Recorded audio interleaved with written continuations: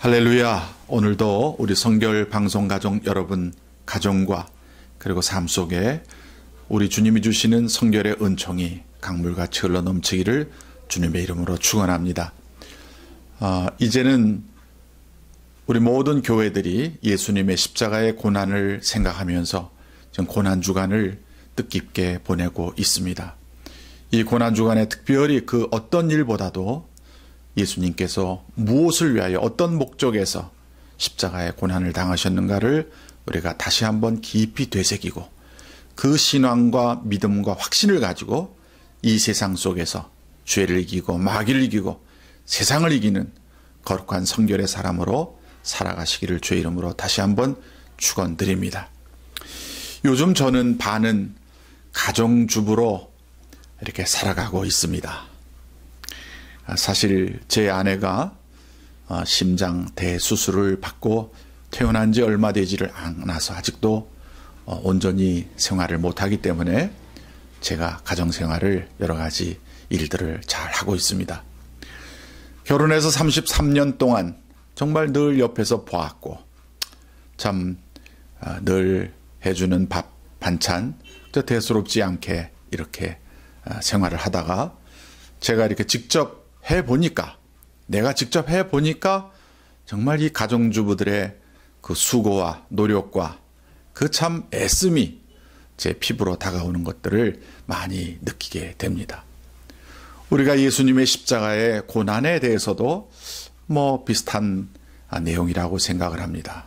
우리가 이런 특별한 고난주간 같은 때 우리 예수님의 십자가의 그 고난, 그 사랑을 늘 말을 하고 또 우리 가슴 깊이 새기지만 내가 십자가의 고통을 당해보지 않는 한 어찌 우리가 주님이 당하신 그 십자가의 아픔을 다 느낄 수가 있겠습니까?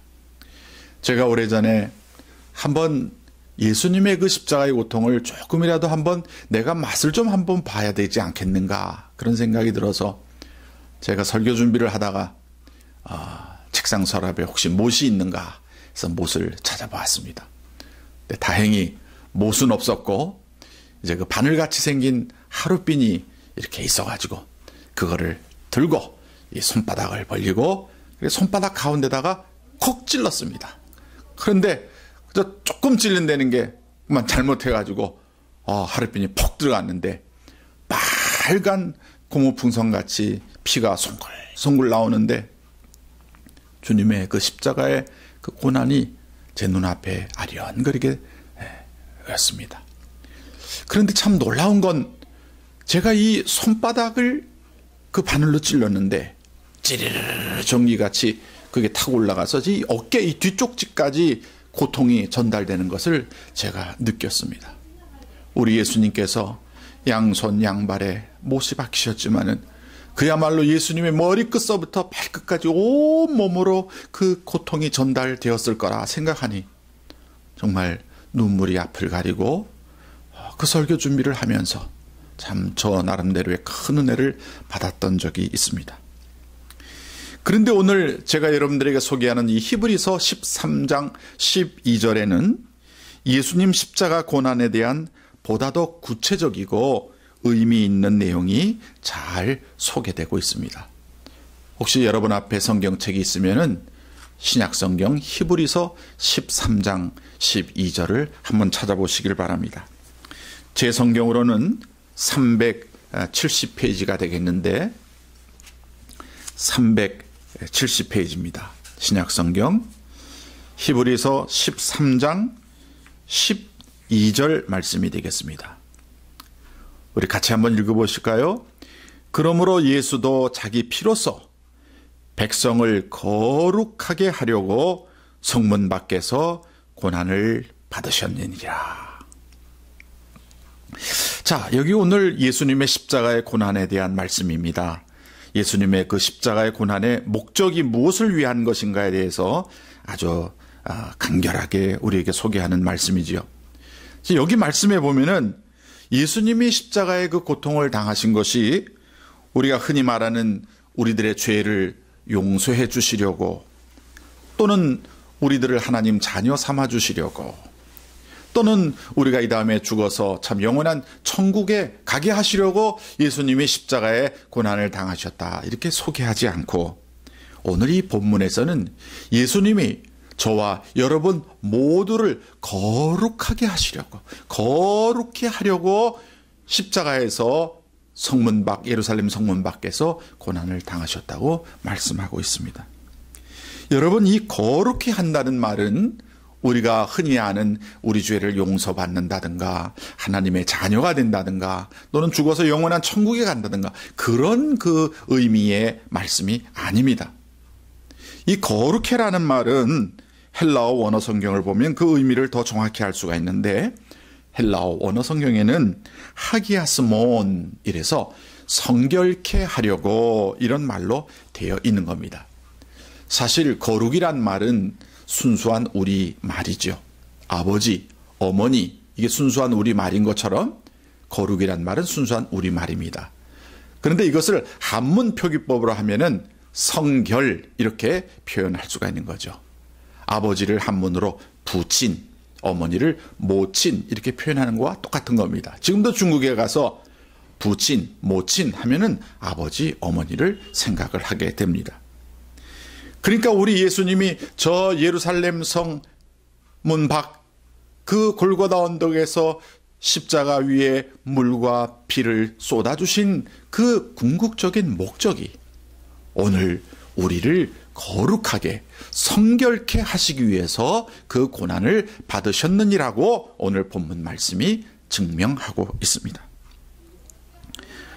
우리가 알듯이 예수님이 단지 우리들의 죄를 용서만 하시고 그저 이 죄악 세상 속에서 적당히 죄 짓는 그런 그 죄 짓는 그리스도인 만들어 주시기 위해서 성문 밖에서 고난을 당하신 것은 절대로 아닙니다.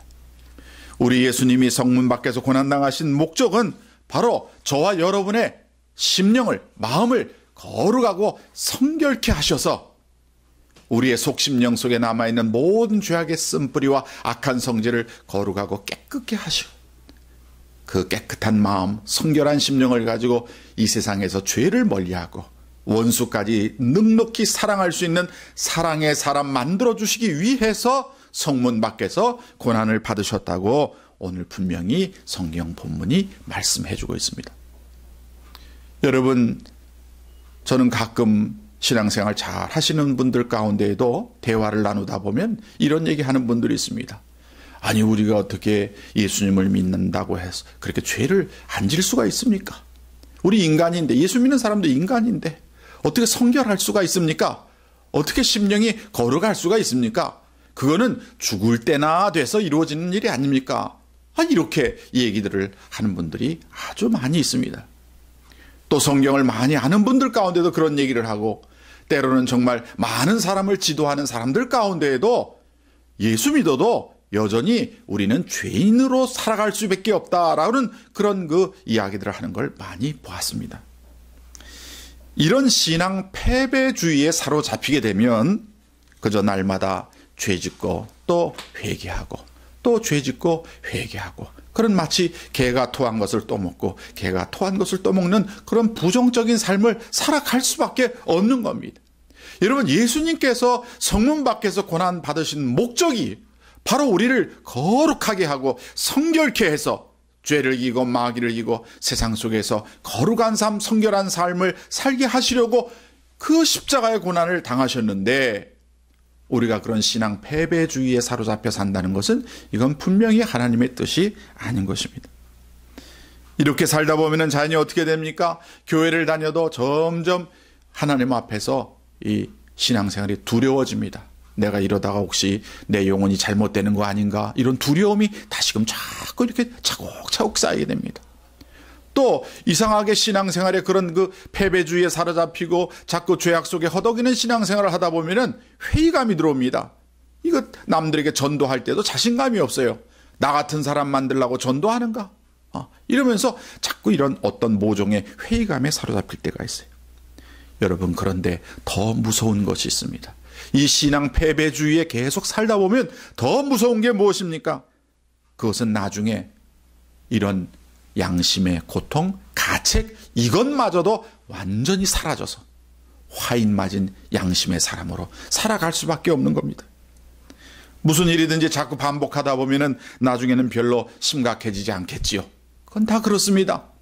이런 신앙 패배주의에 살다 보면은 그저 날마다 죄짓고 입으로 죄짓고 눈으로 죄짓고 자꾸 죄지면서 나중엔 다 할 수 없는 거야 이렇게 변명하면서 자기를 합리화시키는 그런 일들이 있습니다. 여러분 분명히 아셔야 됩니다. 이건 하나님의 뜻이 아닙니다. 데살로니가전서 4장 3절에 하나님의 뜻은 이것이 너희의 거룩함이라 너희의 성결함이라고 분명히 선포하고 계시는 겁니다. 사랑하시는 성결 방송 가족 여러분, 우리는 지금 고난주간을 지내면서 그 무엇보다도 예수님의 십자가의 그 고통과 십자가의 그 목적이 무엇인가를 되새기면서 하루하루를 지나가고 있습니다.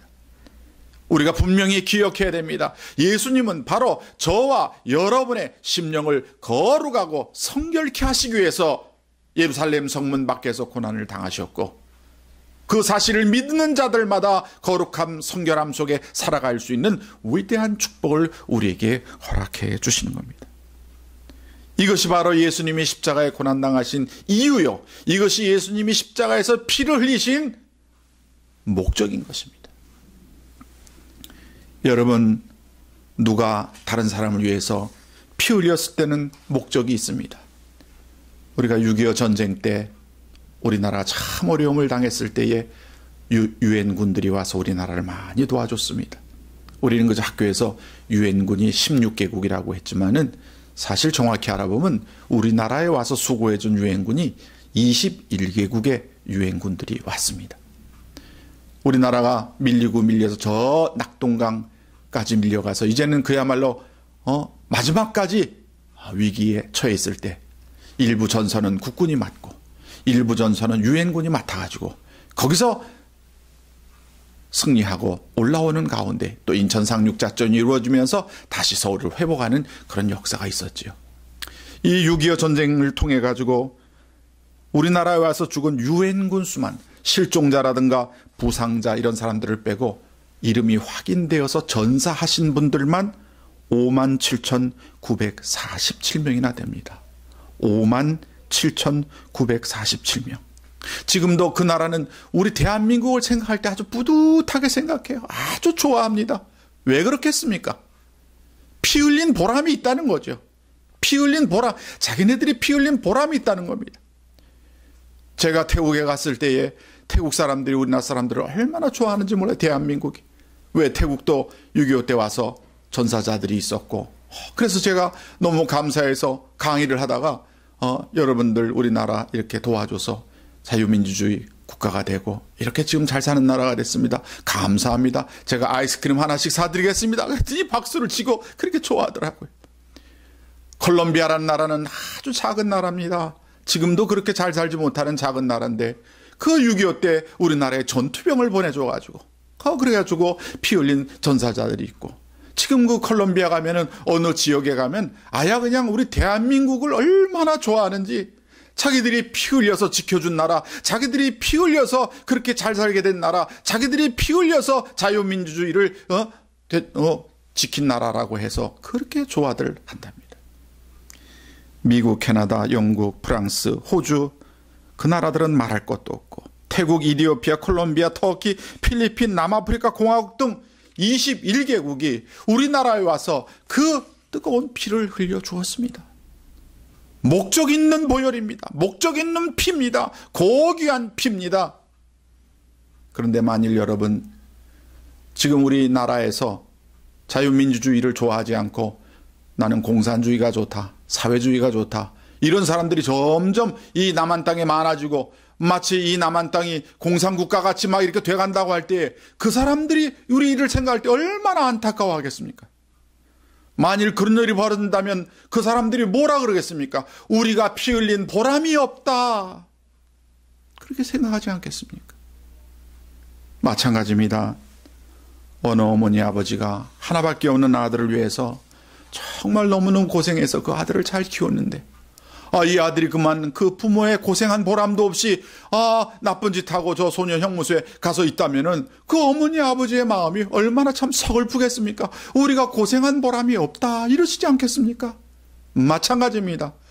2000년 전 우리 예수님께서 십자가의 보혈을 흘려주신 것은 바로 저와 여러분을 거룩히 하려고, 저와 여러분의 속심령을 성결케 해서 이 땅에 사는 동안 죄를 이기고 마귀를 이기고 세상을 이기는 거룩한 성결의 사람 만들어주기 위하여 보혈을 흘려주셨는데, 우리가 그 사실을 믿지 아니하고 우리가 그 사실에 입각한 신앙생활을 하지 않는다면 우리 주님이 지금 천국 하나님 보좌 우편에서 뭐라고 말씀하시겠습니까? 내가 피 흘린 보람이 없구나, 이렇게 하시지 않겠습니까? 오늘 이렇게 주님의 마음을 아프시게 할 분들은 한 분도 없으리라고 생각합니다. 그러기 위해서는 어떻게 됩니까? 간단합니다. 지금 이 시간부터라도, 이 방송 듣는 시간부터라도 이렇게 고백하시기를 바랍니다. 예수님 감사해요. 내 모든 죄를 용서해 주시고 내 마음을 거룩하고 성결케 해 주셔서 그 십자가의 고난 받아주신 주님의 사랑 감사해요. 제가 이 땅에 사는 천국 가는 그 시간까지 우리 예수님의 십자가의 사랑은 내 죄를 용서할 뿐만 아니라 나를 거룩하게 하고 성결케 하시기 위해서 고난받으신 예수님으로 인정하고 믿고 그 사실에 근거해서 이 어두운 세상에서 승리롭게 살겠습니다. 이렇게 고백을 할 때 하나님 보좌 우편에 계신 우리 예수님이 이렇게 말씀하실 겁니다. 내가 피 흘린 보람이 있구나. 여러분은 우리 주님으로부터 어떤 인정을 받는 신앙의 주인공이 되기를 원하십니까? 내가 피 흘린 보람이 없구나라는 소리를 듣기를 원하십니까? 내가 피 흘린 보람이 있구나라는 소리를 듣기를 원하십니까? 오늘 이 고난 주간에 우리가 여러 가지 많은 교회 행사도 있고 또 그리고 개인적으로 그 음식도 하시고 여러 가지 의미 있는 신앙생활들을 하십니다마는 가장 기본적이고 가장 중요한 것 한 가지, 그것은 바로 예수님의 십자가의 고난, 성문 밖에서의 그 고난을 우리 가슴 깊이 새기고 그 보혈의 뜨거운 사랑 가운데에서 날마다 이 어두운 세상에서 승리로운 삶을 살고 아가페 사랑의 삶을 사는 그 아름다운 삶의 모습을 보여줄 때, 이것이 바로 고난주간을 의미 있게 지내는 아름다운 성도의 모습이라고 생각합니다.